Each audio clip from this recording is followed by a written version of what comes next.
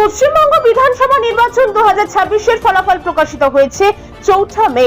মোট 293টি বিধানসভা আসনের মধ্যে বড় ব্যবধানে জয়লাভ করেছে ভারতীয় জনতা পার্টি। প্রাপ্ত ফলাফল অনুযায়ী বিজেপি জয়ী হয়েছে 207টি আসনে। অন্যদিকে অল ইন্ডিয়া তৃণমূল কংগ্রেস পেয়েছে 80টি আসন।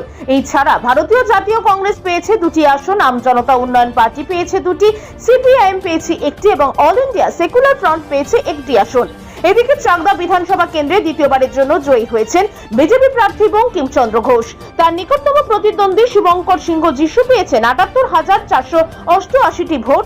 অন্যদিকে বঙ্কিমচন্দ্র ঘোষ পেয়েছেন ১,১৫,৪33টি ভোট। ফলে তিনি ৩৬,৯৪৫ ভোটের ব্যবধানে জয়লাভ করেন। জয়ের পর প্রতিক্রিয়ায় বঙ্কিমচন্দ্র ঘোষ জানান, চাকদা থেকে সমাজ বিরোধিতার আস্তানা উচ্ছেদ করে দুষ্কৃতি মুক্ত এলাকা গড়ে তোলাই তার প্রধান লক্ষ্য। চাকদা থেকে নিজস্ব প্রতিনিধি, খবর বাংলা নিউজ। আমি গত 5 বছরে চাকদায় যা দেখেছি তার থেকে আমার যা অভিজ্ঞতা হয়েছে যে এখানে সমাজ বিরোধীদের আখড়া বসে গেছে চাকদায়, সেই সমাজ বিরোধীদের ঠেক ভেঙে আমি উচ্ছেদ করে দেবো। আমি সেই সমস্ত তোলাবাজদের, সেই সমস্ত গুন্ডাদের, সেই সমস্ত মাফিয়াদের চাকদা থেকে একদম মুছে দেব। তাদের ভালোভাবে বেঁচে থাকার সুযোগ দেওয়া হবে। প্রশাসনকে বলা হবে যে ওদেরকে সৎ পথে ব্যবসা করতে বলুন, অন্যায় পথে না যেতে।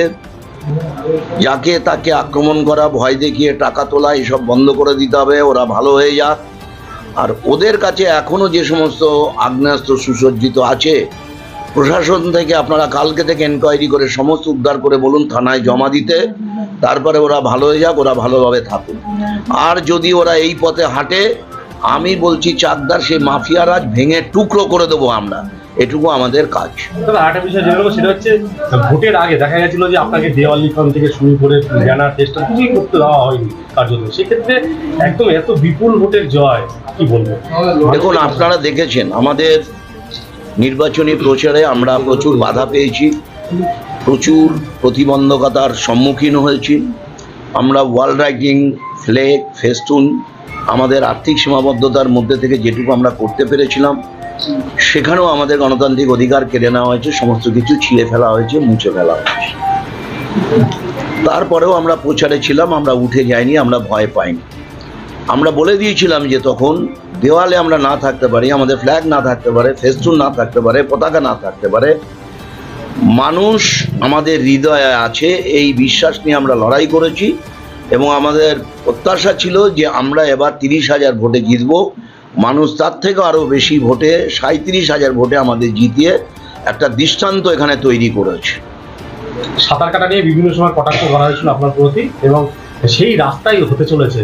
এবার কিভাবে আপনি এই রাস্তাটা এখন দেখবেন? আমি দেখুন, রাজনীতি ময়দানে থেকে অনেক কথা বলতে হয়, সরকার পক্ষকেও বলতে হয়, বিরোধী পক্ষদেরও বলতে হয়। ওর সাঁতার কাটার বিষয়টা অতীত হয়ে গেছে, ওটাকে নতুন করে তুলে এনে আমি বিতর্ক করতে চাই না। তবে শুধু একটা কথা বলে দিতে চাই, সাঁতার কেটেছিলাম বলেই আজকে ওই রাস্তা হয়েছে, আর সাঁতার কেটেছিলাম বলে আজকে আমি জিতেছি। রাস্তা হচ্ছে 100%। 3 মাস 4 মাসের মধ্যে ওই রাস্তা হবে। কালকে থেকে ওই রাস্তার উদ্যোগ আমি নেব এবং রাস্তা কমপ্লিট করার পর ওই রাস্তার উদ্বোধন আমি করব।